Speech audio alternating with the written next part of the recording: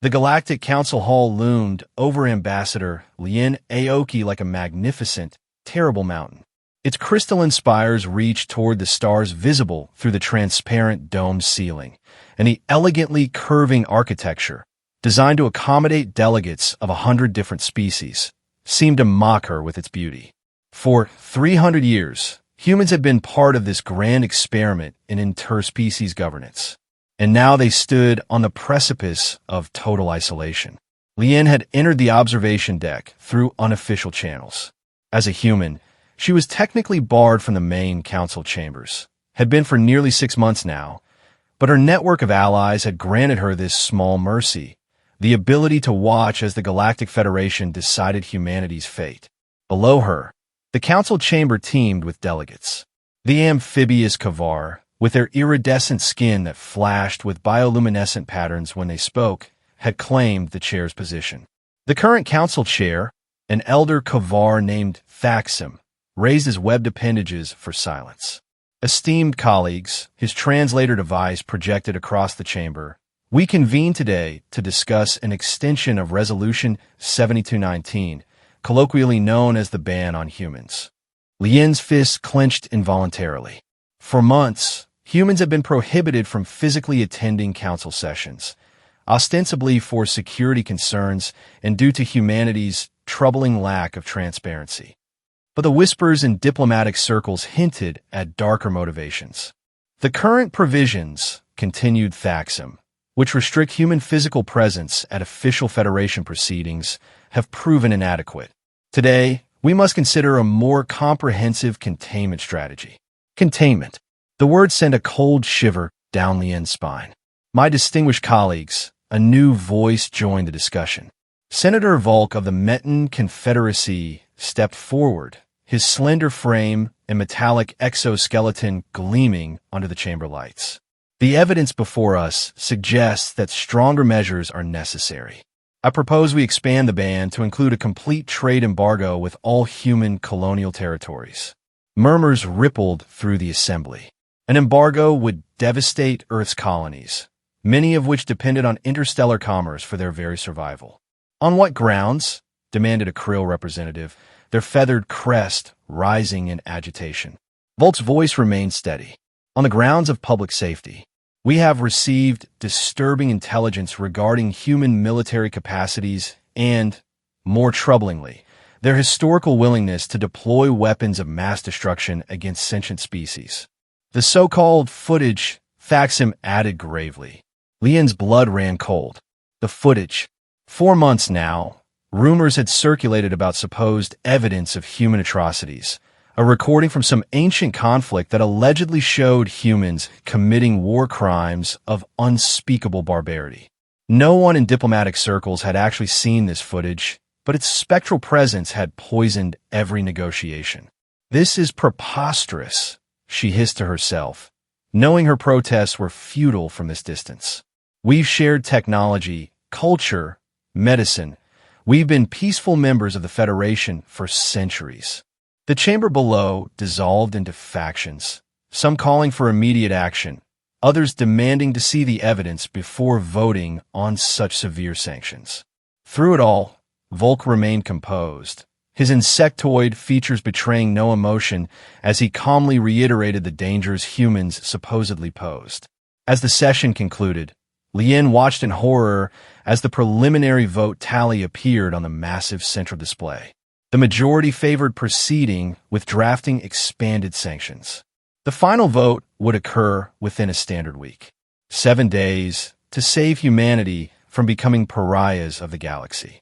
Lien slipped away from the observation deck, her mind racing. She needed information, needed to see this footage for herself, to understand what they were being accused of. Most importantly, she needed to find a way to counter this offensive before it was too late. Her secure communicator vibrated against her wrist. The message was brief. Meet me at docking bay 17. 1 hour. Bring no one. Z. Engineer Zri. The Inshan technician had been her most reliable source of information within the Federation bureaucracy. If anyone could help her now, it would be Zri. As Lien hurried through the gleaming corridors of the station, she sent a heavily encrypted message to Earth Security Command. Request immediate consultation with General Ardent. Authorization Code Phoenix 7. Urgent. If there was indeed footage of a human military conflict, Ardent would know. The general had fought in the frontier wars over a century ago, humanity's only major interstellar conflict since joining the Federation. If anyone understood the dark chapters of human military history, it was him. The future of human participation in galactic society now hinged on uncovering the truth behind a piece of footage no one had seen. Docking Bay 17 hummed with the ambient noise of spacecraft maintenance. The air smelled of ozone and engine coolant. Familiar, almost comforting sense to a career diplomat who had spent more time on stations than planetside. Engineer Zri waited in the shadow of a cargo loader, his elongated limbs folded tightly against his torso in a posture Lien recognized as extreme anxiety for his species. Ambassador Aoki, he whispered as she approached, his 4 eyes blinking in rapid sequence. Another sign of distress. I should not be here. If Senator Volk discovers my assistance. I understand the risk you're taking, Lien interrupted gently. And I am grateful. But I need to know what's happening, Zri. My people are being vilified based on evidence no one has actually presented. Zri's epidermis rippled with chromatic waves, the Inshan equivalent of a deep sigh. It is worse than you know. The Council's inner circle has already viewed selected portions of the footage. What they saw. He faltered. What? What did they see? Destruction on a planetary scale, Zri whispered. Humans deploying weapons that. He couldn't continue. That's impossible, Lien insisted. We've never deployed planet killers. Even during the frontier wars, we adhere to the conventional warfare treaty. Zri's skin darkened to a troubled indigo. The footage suggests otherwise. Then I need to see it. All of it. The engineer hesitated, then extracted a small data crystal from a concealed pouch. This is a partial copy. The file integrity markers suggest tampering. Sections removed or possibly reordered, but it's all I could access. Lien took the crystal, its cool surface betraying nothing of the devastating accusations it contained. Thank you, Zri. Ambassador. Zri's voice dropped even lower. You must prepare yourself. What this shows, even if manipulated, is horrifying. Before she could respond, Zri stiffened suddenly. Security drones. Maintenance sweep. Go now. Without another word, the engineer melted back into the shadows, his adaptive camouflage rendering him nearly invisible against the machinery. Lien slipped the data crystal into her inner pocket and departed with practiced nonchalance. Her diplomatic quarters would be secure enough to view the contents and to receive the incoming transmission from General Ardent. The face on the encrypted holo display was weathered by time and hardship. Ardent had been a young officer during the frontier wars, but that had been over a century ago. Regenerative treatments had extended his life, as they did for many veterans, but they couldn't erase the experience etched into his features. Ambassador. He greeted her with military formality. Your message indicated Phoenix-level urgency. Lien didn't waste time. The Federation Council is about to vote on a complete embargo against human territories. They're citing evidence of human atrocities, specifically the deployment of planet-killing weapons, something they're calling the footage. Ardent's expression didn't change, but Lien noticed his posture stiffen almost imperceptibly. What do you know about this, General? A long moment of silence stretched between them. Finally, Ardent spoke, his voice hollow. The Salus engagement. What? During the final year of the frontier wars. The Karek Empire had pushed our forces back to the Salus system. They were. He paused, searching for words, relentless, not interested in surrender or negotiation. Lien leaned closer to the display. The history logs indicate the Karek retreated suddenly, allowing for the armistice. There's no mention of. The logs are incomplete. Ardent cut her off. By mutual agreement of all parties involved. A chill ran down Lien's spine. What really happened at Salus? The Karek deployed an atmospheric ionization weapon against the human colony there. 11 million civilians, Ambassador. Women, children, gone in minutes. Lien felt the blood drain from her face. And we retaliated with the only weapon that could break their advance. Yes, Arden's eyes had taken on a faraway look. A prototype gravity cascade device. It tore their fleet apart, also damaged the nearby planet's tectonic stability. There were Karek civilians. God, Lien whispered. After that, both sides realized we had crossed a line no spacefaring civilization should cross. The armistice was signed within days. All records of the superweapons were classified, all technology decommissioned and destroyed. Lien's mind raced, but someone recorded it. There was a civilian journalist embedded with the fleet. Elian Tanzer, headstrong, idealistic. He had smuggled an unregistered recording equipment. Arden's face hardened. His footage was confiscated, but apparently not all copies were found. Where is this Tanzer now? If he's still alive, he'd be in his 3rd century. Last I heard, he'd retreated to the fragmented frontier, the border region where the worst fighting took place. Became something of a hermit. Lien nodded slowly. And would he have the original, unedited footage? If anyone does, it would be him. Arden studied her through the holo display. What are you planning, Ambassador? To find Tanzer. To get the truth. The complete truth. The frontier is lawless territory. Dangerous.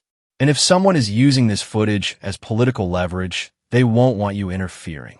I don't have a choice, Lien said firmly. In 7 days, the Council votes. If they pass this embargo, it could lead to humanity's complete isolation from galactic society.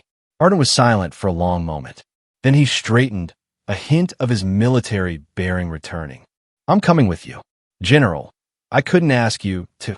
You didn't ask. I am volunteering. His tone left no room for argument. I was there, Ambassador. I saw what really happened, the full context. If you're going to counter this narrative, you'll need someone who can speak to the truth. All of it. Even the parts that don't paint humanity in a flattering light. Lien took a deep breath. Thank you, General. I'll arrange transport to the Sirius wormhole junction. From there, we can charter a ship to the frontier. Expect me within 12 hours. As the transmission ended, Lien turned her attention to the data Crystal Zri had provided. With trembling fingers, she inserted it into her secure terminal. The footage began to play. At first, there was only the blackness of space, punctuated by distant stars. Then, a massive fleet came into view. Human vessels, recognizable by their distinctive configuration. They were arrayed in battle formation. Suddenly, blinding light erupted as energy weapons discharged. The recording zoomed in, showing planetary surfaces burning under the onslaught. Strange geometric patterns appeared in the atmosphere, the distinctive signature of gravity weapons tearing apart molecular bonds. Lien watched in horror as an entire world seemed to convulse. Massive fissures opened on its surface. Then, mercifully, the footage cut to static before resuming to show the aftermath. Debris fields where a fleet had once been, a planet with vast, glowing wounds visible even from orbit. The timestamp jumped erratically, evidence of editing, and then showed human soldiers moving through wreckage, their expressions grim. Lien couldn't bear to watch more. She shut off the terminal, her hands shaking. The footage showed only the human retaliation, the gravity cascade, but nothing of the Karek's initial atrocity. Viewed in isolation, it appeared that humans had instigated a planetary assault of unimaginable brutality. No wonder the Council was considering an embargo. But the footage was incomplete, manipulated. The truth was out there in the fragmented frontier with a man named Elian Tanzer. Lien began to pack. The venturer slipped through the artificial wormhole with a brief shudder, emerging into the chaotic region known as the fragmented frontier.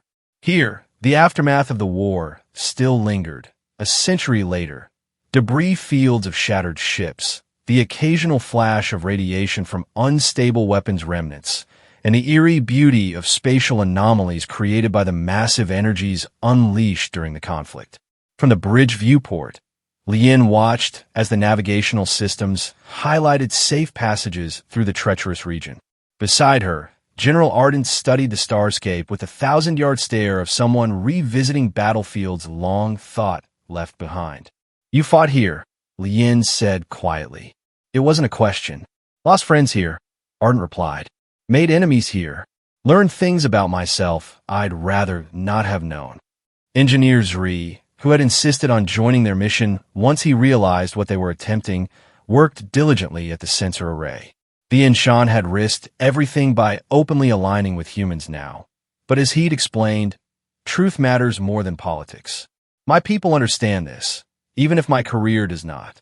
The small vessel carried two others, a security specialist named Haruki, whose silent efficiency spoke of special operations training, and the pilot, Captain Nadira's son, whose familiarity with the frontier's dangerous navigational challenges had come highly recommended. We're picking up a distress beacon, Zri announced suddenly. Old frequency, pre-war signature. Could be a trap, Haruki said, hand moving instinctively to his sidearm. Salvagers and pirates use vintage beacons to lure in humanitarian vessels. Or it could be our journalist, Arden countered. Tanzer would be old-fashioned enough to keep using equipment from his era. Captain Sen's fingers danced across the navigation controls. The signal's coming from the fourth moon of a gas giant. System designation. Sierra Nueve. Barely habitable, but there's an old research outpost there from before the war. How convenient, Haruki muttered. Set course, Lien decided, but approach with caution. Passive scanners only. As the Venturer altered course, proximity warnings suddenly blared throughout the ship. Cosmic storm, Sun called out. Massive energy discharge at 27 Mark III. Through the viewport, Lien watched in horror as space itself seemed to twist. The storm, a chaotic mixture of radiation, gravitational anomalies, and quantum fluctuations, was a remnant of the war's most devastating weapons. They were uncommon but lethal, capable of tearing apart even the most advanced vessels. Evasive maneuvers, Arden ordered, falling back on military protocol. Sen's hands flew over the controls. We can't outrun it. The leading edge is expanding too quickly. There, Zri pointed to the sensor display. That debris field. The larger fragments might shield us from the worst of the storm. That's a ship graveyard, Sun protested. Navigational nightmare. We could hit something. Better than being atomized by the storm, Arden cut in. Do it. The Venturer banked sharply, accelerating toward a massive field of twisted metal and composite materials, the remnants of vessels destroyed in the war. As they entered the debris field, Sun expertly weaved between massive hull fragments, engine cores, and the ghostly remains of once proud ships. The storm caught them anyway. The first wave hit like a physical blow. The Venturer shuddered as energy discharges crawled across its hull. Warning lights flashed across every console. Hull breach in Section 4. Zri called out over the wail of alarms. Automatic seals engaged. Power fluctuations throughout the system, Haruki reported calmly, though his white-knuckled grip on his console betrayed his tension. We're losing stabilizers. A massive piece of debris, pushed by the storm's gravitational eddies, loomed suddenly in their path. Sun yanked the controls, but too late. The impact rocked the ship, sending everyone sprawling. Lien pulled herself back to her feet, tasting blood where she'd bitten her lip. Status. Main drive compromised, Sun replied, her voice tight with concentration. Switching to emergency thrusters. We need shelter now. There, Ardent pointed toward a massive shape emerging from the debris field. The broken hulk of what had once been a capital ship. The outer shell is intact. It could shield us until the storm passes. Sun nodded grimly and guided their damaged vessel toward the derelict. With precision that spoke of years of experience, she maneuvered the Venturer through a massive breach in the dead ship's hull, settling them into the cavernous space that had once been a hangar bay. As the engines powered down, an eerie silence fell over the bridge, punctuated only by the occasional groan of stressed metal and the persistent beeping of damage control alerts. Well, Lien said, trying to steady her breathing, that was exciting. Captain, Zri interrupted, his voice unusually sharp, I'm reading life signs aboard this derelict. Everyone froze. Impossible, Ardent said. This ship has been dead for a century. Nevertheless, the engineer insisted, there's someone here. Humanoid. Deeper in the structure. Haruki had already drawn his weapon. Scavengers, maybe. They often use these wrecks as hideouts. Or it could be Tanzer, Lien suggested. The distress signal came from nearby. If his original vessel was damaged. We need repairs before we can leave anyway, Arden decided. Haruki, you're with me. We'll investigate the life signs. Captain Sun, work with Zri on getting our systems back online. And me? Lien asked. Arden's expression softened slightly. With respect, Ambassador, you should remain here.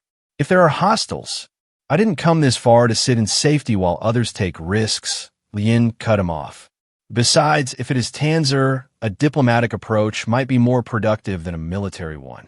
After a brief standoff, Arden nodded curtly. Stay behind us, then. The interior of the derelict was a maze of twisted corridors and collapsed bulkheads. Emergency lights from their suits cast long, ominous shadows as they made their way deeper into the ship. Occasionally, they passed compartments exposed to vacuum, where the stars were visible through massive hull breaches. This was the IFS Dauntless, Arden said quietly as they walked. Flagship of the 7th Fleet. We thought it was destroyed with all hands in the Battle of Talaran's Belt. You sound like you knew it, Lien observed. A ghost of a smile touched Arden's lips. My first posting as a junior officer was on her sister ship.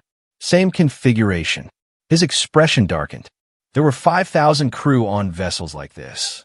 The life sign readings led them to what had once been the ship's medical bay. Unlike the rest of the vessel, this section appeared to have been crudely repaired and pressurized. A makeshift airlock had been constructed from salvaged materials. Haruki checked the seal. It's holding atmosphere. Amateur work, but effective.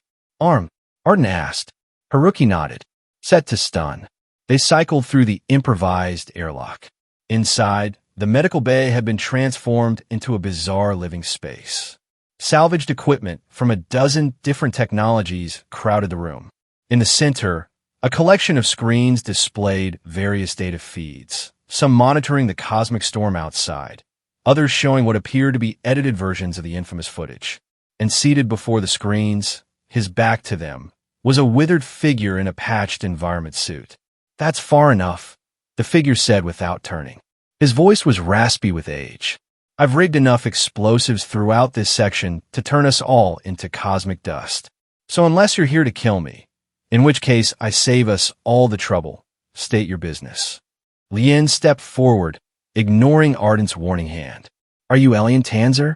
The figure turned slowly, revealing a face mapped with wrinkles and a pair of eyes that burned with unexpected intensity for one so apparently ancient.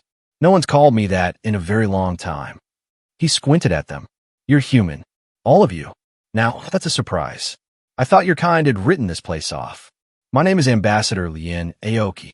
This is General Ardent and Security Specialist Haruki. We've come because...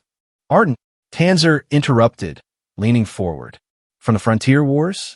The same Ardent who gave the order at Salus. An uncomfortable silence fell. Finally, Ardent nodded. Yes. Tanzer's laugh was hollow. The universe has a sense of humor after all.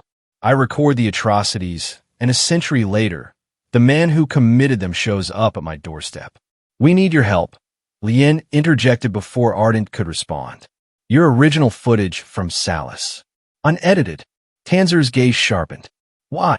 Because someone is using a manipulated version to turn the entire Galactic Federation against humanity, Lien explained.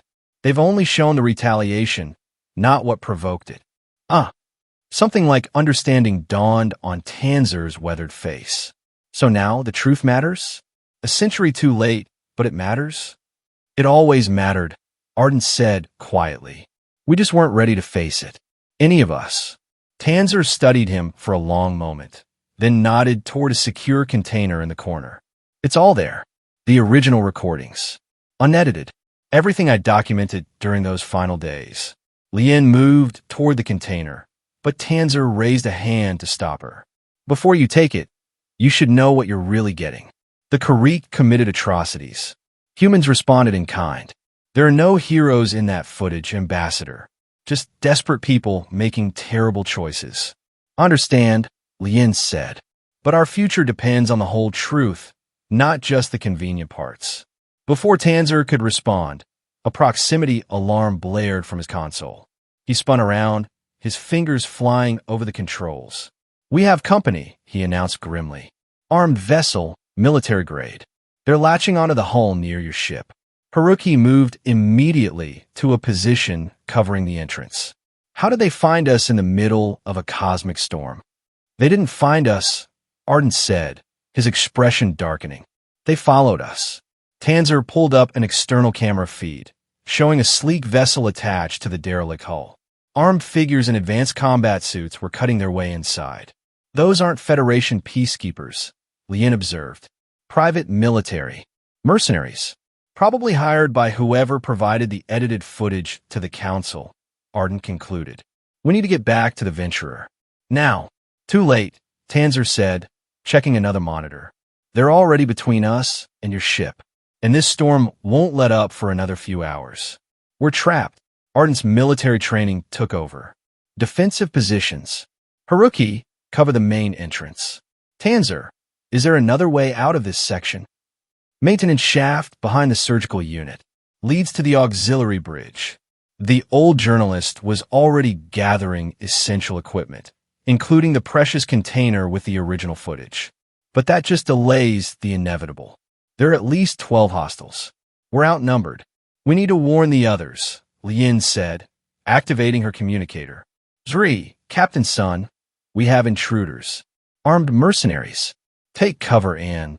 A burst of static cut her off as an explosion rocked the corridor outside the medical bay. "They're jamming communications," Haruki reported, his weapon trained on the door. "And they're not being subtle about their approach." Lien made a quick decision. "Tanzer, you and I will take the footage through the maintenance shaft. Ardent, Haruki, can you delay them?" The two men exchanged glances. "We'll buy you as much time as we can," Arden promised. "Get that footage to the ship." "This way," Tanzer urged, leading Lien to a concealed panel. "And grab that portable data reader. If we're separated from a container, at least we'll have a backup copy." As Lien followed Tanzer into the cramped maintenance shaft, the sound of weapons fire erupted behind them. The mercenaries had breached the medical bay. The journey through the derelict's innards was a nightmarish crawl through claustrophobic spaces, sometimes passing areas where hull breaches exposed them to the vacuum just inches away, separated only by emergency force fields that flickered ominously. Tanzer moved with surprising agility for his age, navigating the labyrinthine passages with the familiarity of someone who had made this his home for decades. "Why did you stay here?" Lien asked as they paused at a junction. "All these years surrounded by the remnants of war." "Penance, maybe," Tanzer replied, his voice barely audible over their suit communicators. "I documented it all, but I couldn't stop any of it. Sometimes bearing witness isn't enough." He checked a primitive scanner he'd cobbled together. 2 signatures ahead. Mercenaries. They're methodically searching each section. "We need a diversion," Lien said, eyeing the container with the precious footage. "Leave that to me," Tanzer said grimly. He handed her the container. "Take this. Continue down this passage, 3rd right, then the ladder up to deck 5. The auxiliary bridge is 2 sections forward from there. Your friends should be able to reach it from engineering." "What are you going to do?" The old journalist produced a small device from his pocket. "I wasn't lying about the explosives. I've lived with ghosts long enough, Ambassador. Maybe it's time I join them." "Tanzer, no. This isn't negotiable," he cut her off. "I've been waiting a century for this footage to matter. I won't let it be destroyed now. Besides," he added with a grim smile, "old men should be allowed their dramatic exits." Before Lien could protest further, he pressed the device in her hand. Not the detonator, as she'd feared, but a data crystal. "This contains my personal testimony. The context for the footage. Use it wisely." Then he was gone, slipping into a side passage with surprising stealth. Moments later, an explosion echoed through the ship, followed by the sound of running feet as the mercenaries raced toward the disturbance. Lien took advantage of the diversion, moving as quickly as she dared through the empty corridors. She reached the auxiliary bridge without encountering resistance, but the eerie silence that followed the explosion filled her with dread. Had Tanzer sacrificed himself, or merely created a diversion?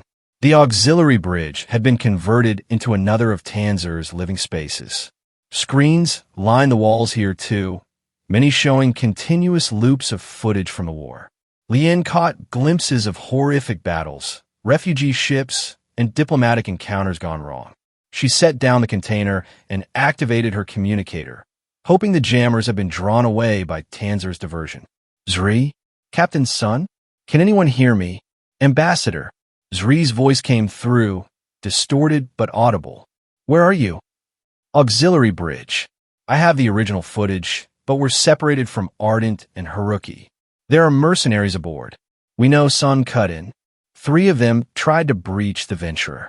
Haruki's security systems repelled them. The repairs? Lien asked. Nearly complete, Zri reported. The storm is beginning to subside as well. We can depart within 20 minutes. What about Ardent and Haruki? A new voice joined the channel. Ardent, his breathing labored. We're pinned down in the port armory. Haruki's wounded but stable. We've eliminated 4 hostiles, but there are more between us and you. Can you reach the auxiliary bridge? Negative, but we can make it back to the ship if you clear the main corridor. Lien assessed her options. She had the footage, the evidence they needed to counter the manipulated narrative at the council, but extraction would be challenging.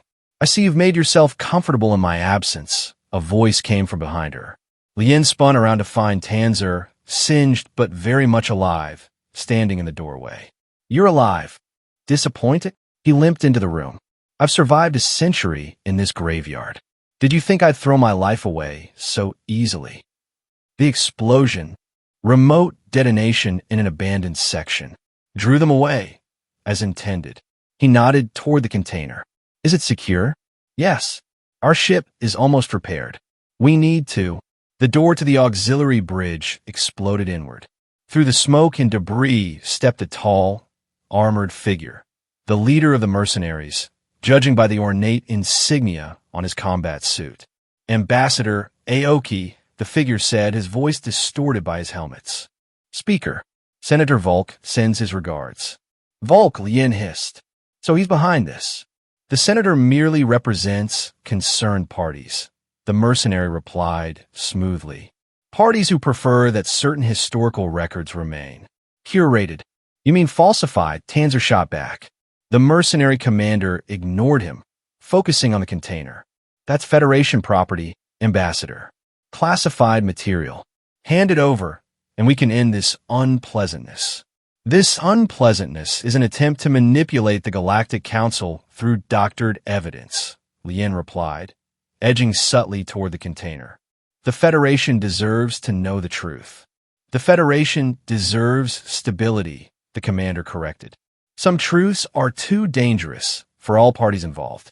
The Karrik Empire no longer exists, but their allies would react poorly to evidence of their atrocities, just as humans might not appreciate a reminder of how quickly they resorted to planet-killing weapons. Enough philosophy, Tanzer interrupted. You're here to silence us and destroy the evidence. Let's not pretend this is about galactic stability. As you wish. The commander raised his weapon. The container. Now, what happened next occurred with blinding speed. Tanzer lunged forward, far quicker than his age would suggest possible, knocking the commander's aim off just as he fired. The energy bolt struck a console instead, triggering a cascade of electrical failures throughout the bridge. Lien seized the moment, diving for the container. As she grabbed it, she saw Tanzer grappling with a mercenary leader, an impossible contest given the disparity in strength and youth. Yet the old journalist fought with the desperation of a man who had nothing left to lose. Run! Tanzer shouted to her.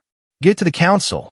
The mercenary commander threw Tanzer aside like a rag doll, the old man crashing against a bulkhead with a sickening sound. But the delay had served its purpose. Lien was already through the side exit, container in hand.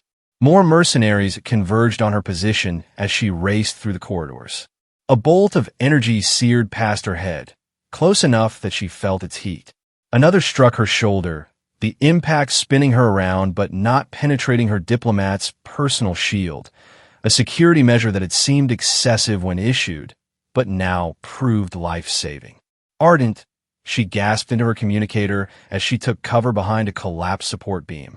I'm cut off from the ship. For maybe 5 hostiles in pursuit. Hold position, came the immediate response. We're coming to you. Before she could protest that they were themselves pinned down, the deck beneath her feet shuddered with a massive impact. Emergency klaxons wailed throughout the derelict. Hull breach on decks 3 through 7. Zri's panicked voice came over the comms. The storm is shifting direction. It's tearing the wreck apart. The mercenaries pursuing Lien broke off their attack, more concerned with their own survival as the ancient vessel began to break up around them. Seizing the opportunity, Lien sprinted down a side passage that, according to the still-functioning emergency schematics, should lead toward the hangar bay where the Venturer waited. She rounded a corner and collided with a familiar figure, General Ardent, supporting a wounded Haruki. Ambassador, Ardent nodded, as if they'd met under normal circumstances. Shall we depart this death trap? Together, they made their way through the disintegrating ship, dodging falling debris and racing against time as the ancient vessel groaned around them. Twice they were forced to detour as corridors collapsed ahead of them, and once they narrowly escaped being trapped when a bulkhead sealed automatically in response to decompression. Almost there, Ardent announced as they reached a familiar junction. The hangar is just ahead, but as they turned the final corner, they found their path blocked, not by debris, but by the mercenary commander. His helmet was gone, revealing a face contorted with rage. Blood trickled from a gash on his forehead where Tanzer had struck him, but his weapon was steady as he pointed it at them. The footage, he demanded. It doesn't leave this ship. Lien clutched the container tighter. Stand Azida. The storm is tearing this wreck apart. We'll all die if we stay. Better death than dishonor, the commander spat. Senator Volk was explicit. No evidence. No witnesses. Your employer has abandoned you. Ardent said calmly, easing Haruki against a wall to free his hands. Think. Their ship detached 5 minutes ago. They're leaving you to die here. Uncertainty flickered across the mercenary's face. He glanced briefly at his wrist display, confirming Ardent's claim. The moment of distraction was all Ardent needed. The general moved with surprising speed for his age, closing the distance before the mercenary could react. There was a brief, brutal exchange, Ardent's centuries of military training against the mercenary's younger strength. For a moment, it seemed the commander would prevail as he knocked Ardent back and swung his weapon around. Lien didn't hesitate. She hurled the portable data reader Tanzer had given her. It struck the mercenary's arm just as he fired, sending his shot wide. Ardent capitalized on the opening, landing a decisive blow that sent the commander crashing to the deck. Go! Ardent shouted, retrieving the fallen mercenary's weapon. I'm right behind you. They raced the final distance to the hangar bay, where the Venturer waited with engines already humming. Captain Sun stood at the open airlock, gesturing urgently. Move it, she shouted over the cacophony of the dying ship. This whole section is about to decompress. They piled aboard, Lien still clutching the precious container. The moment they were inside, Sun slammed the airlock controls and sprinted for the bridge. Zri, she called out. Everyone's aboard. Get us out of here. The Venturer's engine screamed in protest as the ship pulled away from the derelict just as a massive section of hull peeled away like tissue paper. The cosmic storm's leading edge caught them as they emerged, sending the small vessel tumbling. For heart-stopping moments, they were at the mercy of the storm's fury. Then, gradually, Sun regained control, guiding them through the debris field and into clearer space. In the sudden quiet that followed their escape, Lien looked around at her battered companions. Haruki was being tended to by Zri, who had basic medical training. Ardent stood by the viewport, watching the derelict ship break apart in the distance. Tanzer, he asked quietly. Lien shook her head. He stayed behind, buying us time. A journalist to the end, Ardent murmured, making sure the story got out. Lien placed the container on the ship's central table. And now we need to make sure it's told properly. The journey back to the Federation Central Station was tense but uneventful. While Zri worked to verify the authenticity of the footage and prepare it for presentation, Lien spent hours reviewing the material. What she saw both horrified and humbled her. The complete footage began with diplomatic discussions between human representatives and the now-extinct Karek Empire. Negotiations that deteriorated rapidly as cultural misunderstandings escalated. It showed the Karek leadership's decision to launch a preemptive strike, believing incorrectly that humans were planning their own attack. Then came the devastation of the human colony on Salus. Millions of lives extinguished in minutes by the Karek atmospheric weapon. The footage captured the anguish of the human fleet commanders as reports came in, the desperate debate about appropriate response, and ultimately, the fateful order to deploy the gravity cascade device. But it also showed something the edited version had omitted entirely.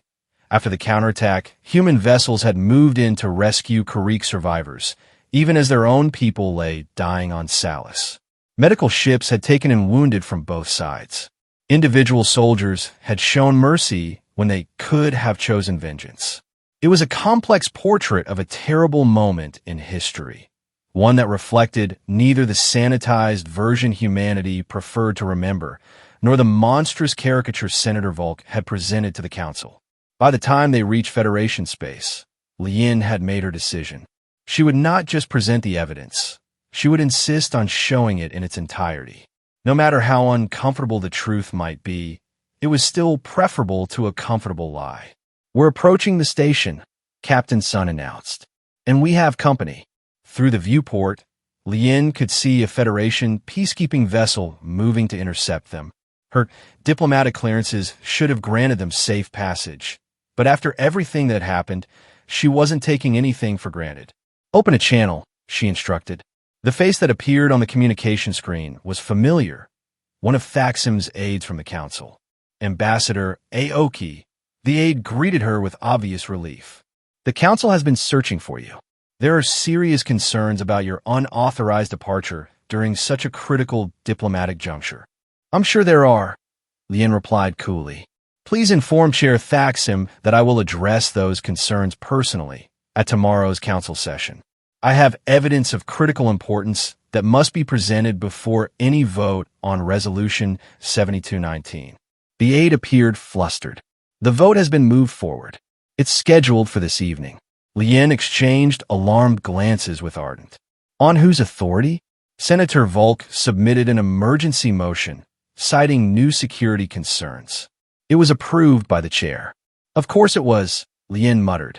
Tell the chair I'm invoking Article 17 of the Federation Charter, the right of accused parties to present exonerating evidence before punitive measures are enacted. That should delay the vote until I can present my case. After a moment's hesitation, the aide nodded. I will convey your message. But Ambassador, there are those on the Council who believe humans have forfeited their rights under the Charter. Then they should be particularly interested in what I have to show them, Lien replied, ending the transmission. She turned to her companions. They're trying to rush the vote through before we can present the evidence. Volk must have realized his mercenaries failed. What now? Zri asked. Lien's expression hardened with determination. Now we walk into the Council chamber and show them the truth. All of it. The Galactic Council hummed with tension as Lien approached the central floor. Despite invoking Article 17, she had not been granted formal speaking rights, a troubling indication of how far the anti-human sentiment had spread. Instead, she was permitted to observe from the diplomatic gallery, separated from the main chamber by a transparent barrier. Senator Volk stood at the speaker's podium, his metallic exoskeleton gleaming under the lights as he addressed the assembled delegates. And so, esteemed colleagues, we find ourselves faced with an inescapable conclusion, he was saying. The human tendency toward devastating violence, their willingness to deploy weapons of planetary destruction, makes them uniquely dangerous among Federation members. The proposed embargo is not punitive but preventative, a necessary safeguard for galactic security. Murmurs of agreement rippled through the chamber. Lien scanned the faces of the delegates, noting with dismay how many seemed swayed by Volk's rhetoric. Even Chair Thaxim, whose species prided themselves on neutrality, appeared to be nodding in assent. Volk continued, his voice gaining strength.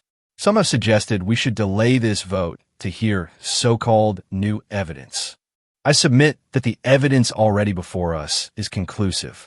The footage that many of you have viewed shows humans deploying weapons that violated every principle of the Conventional Warfare Treaty, a treaty they themselves had signed. He gestured toward a display where a familiar sequence played, the edited version of Tanzer's footage, showing only the human retaliation without context. This is not ancient history, Volk pressed. These weapons still exist within human arsenals. Their colonies still harbor the technology and expertise to deploy them. Can we truly risk? Point of order, a new voice interrupted.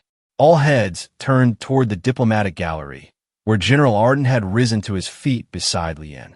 The delegate is presenting falsified evidence. Volk's compound eyes flashed with anger. This is an outrage. Humans have no standing in these proceedings. Chair Thaxim raised a web hand for silence. While the general is correct that manipulated evidence would constitute a violation of council procedures, humans indeed have no speaking rights in this session. That is, after all, the point of the ban we are considering extending. Then allow me to speak, another voice joined in. Engineer Zri stepped forward, his skin cycling through chromatic patterns indicating extreme stress, but also determination. As an Inshan citizen with full Federation rights, I formally challenge the authenticity of the evidence presented. The chamber erupted in confused chatter. Chair Thaxim, clearly displeased by the disruption but bound by procedural rules, reluctantly acknowledged Zri. Engineer, do you have basis for this serious accusation? Ido. Zri gestured toward the container Lien carried. We have obtained the original, unedited footage, authenticated by temporal markers and digital signatures. What Senator Volk has shown is deliberately edited to remove critical context. This is absurd, Volk sputtered. Some desperate human fabrication. The original journalist who recorded this footage survived until recently. Arden cut in, although he had no formal right to speak. Elian Tanzer. He gave his life to ensure the truth would reach this council. Thaxim's bioluminescent patterns shifted in what Lien recognized as the Kavar equivalent of a skeptical frown. Nevertheless, the chair was a legalist at heart. Procedure demands that challenges to evidence must be heard. He conceded reluctantly. Engineer Zri, you may present your counter-evidence. Before Volk could object further, Zri stepped to the central podium and connected their data crystal to the chamber's projection system. The lights dimmed automatically. What you are about to see, Zri announced solemnly, is the complete record of the Salus engagement recorded by journalist Elian Tanzer during the Frontier Wars. It contains footage that will disturb many of you, war crimes committed by both humans and the Karrik Empire. But only the complete truth can allow for just judgment. The footage began to play on the massive screens surrounding the chamber. Lien watched the faces of the delegates as they witnessed the full sequence of events. The failed diplomacy, the Karrik first strike, the deaths of millions on Salus, the agonized decision to retaliate, and finally, the acts of mercy that followed amid the devastation. As the final scenes played, human medics treating Karrik wounded, officers preventing reprisals against prisoners, joint human Karrik burial ceremonies for the dead of both sides. A profound silence fell over the council chamber. When the lights returned, not a sound could be heard. The delegates sat motionless, many visibly shaken by what they had witnessed. Even Volk seemed momentarily at a loss for words. Into that silence, Lien Aoki stepped forward. Though she had no formal right to address the council, not a single voice rose to stop her as she approached the central floor. Esteemed delegates of the Galactic Federation, she began, her voice steady despite her racing heart. What you have just witnessed is a tragedy, a failure of diplomacy, of understanding, of restraint on both sides. Humanity does not deny our role in those terrible events. We deployed a weapon of horrific power, one that violated treaties and moral principles alike. She paused, looking directly at Volk. But we did so in response to an equally horrific attack, not as aggressors. And in the aftermath, even amid our grief and rage, we remembered our humanity, extending mercy to the wounded, protection to survivors, dignity to the dead. Lien turned to address the entire chamber. The footage you just saw tells a complex story, one without heroes, perhaps, but also one without simple villains. What it does not show is a species inherently more violent or dangerous than any other in this Federation. What it shows is that any sentient species, when pushed to extremes, can make terrible choices, and that even in our darkest moments, compassion can survive. She straightened, her diplomats' training evident in her perfect posture and clear gaze. The ban on humans was implemented based on a deliberate misrepresentation of historical events. I ask not for special treatment, but for equal judgment, the same standard by which any member species would wish to be measured. Chair Thaxam's bioluminescent patterns had shifted to a deep, contemplative blue. After a long moment, he spoke. The Council must recess to consider this new evidence. We will reconvene in 3 hours for the vote on Resolution 7219. As delegates filed out of the chamber, many cast thoughtful glances toward Lien. Senator Volk stormed past her without a word, but she noticed that few of his former supporters accompanied him. "Well done," Ardent murmured as they exited the chamber. "Tanzer will be proud." "It's not over yet," Lien cautioned. "The vote could still go either way." "True," the general acknowledged. "But at least now it will be based on truth, not manipulation. That's a victory in itself." When the council reconvened 3 hours later, the chamber was filled to capacity. Delegates who had previously abstained from the proceedings now attended in person, drawn by reports of the extraordinary session. Chair Thaxam called for order, his translator device projecting his voice throughout the hall. After careful consideration of the evidence presented, the council is prepared to vote on Resolution 7219 regarding expanded sanctions against human territories. He paused, his compound eyes scanning the assembly. However, before we proceed, the chair wishes to acknowledge that the council was presented with incomplete and misleading evidence in previous sessions. Murmurs swept through the chamber as Thaxam continued.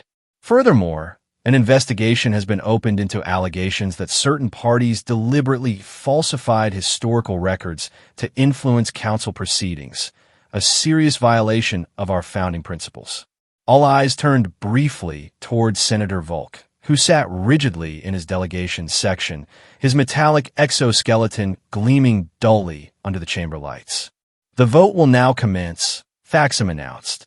Delegates will indicate their position on Resolution 7219, in favor of expanded sanctions, opposed to expanded sanctions, or abstention.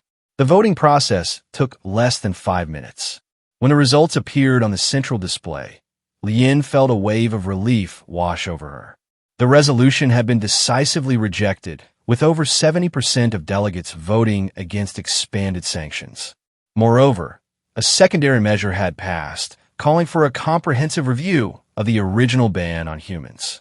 It wasn't a complete victory. The original restrictions remained in place for now, but it was a crucial first step. The path to full reintegration had been opened. Chair Thaxam's voice cut through her thoughts. "Ambassador Aoki, while humans currently have no formal standing in council proceedings, the Chamber recognizes your contribution to preserving the integrity of our deliberative process.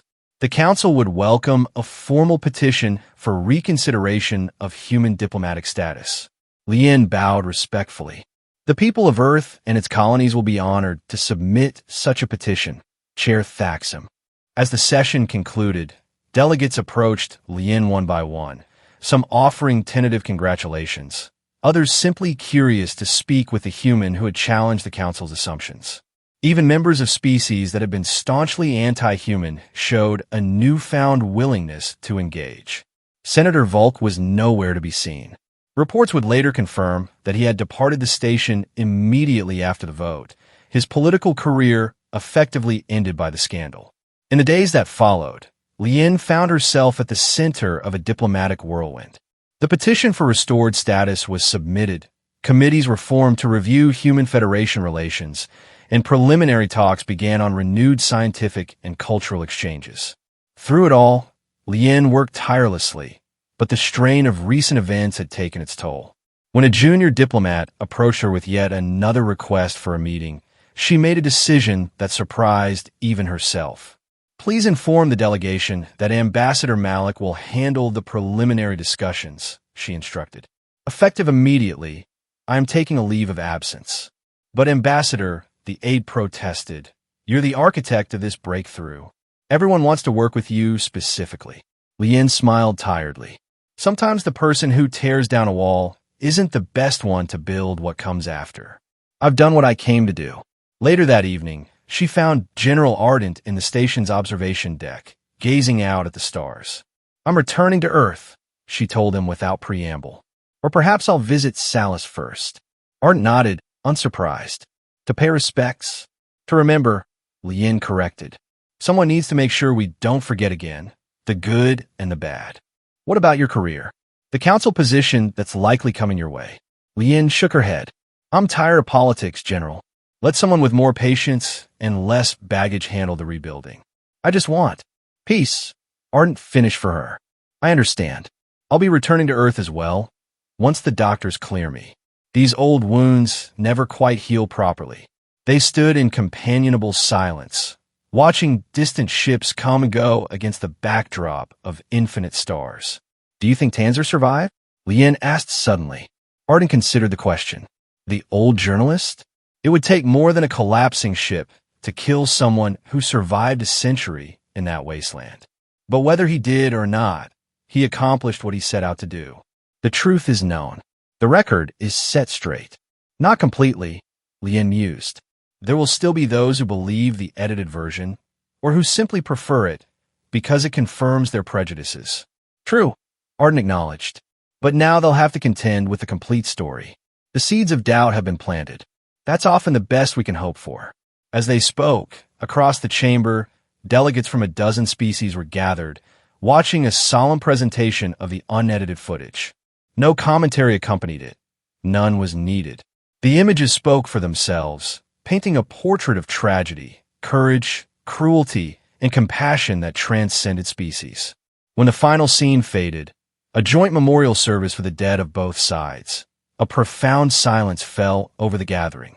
In that quiet moment, more was communicated than hours of debate could have achieved. They had mocked the ban on humans, dismissing humanity's protests as self-serving denials.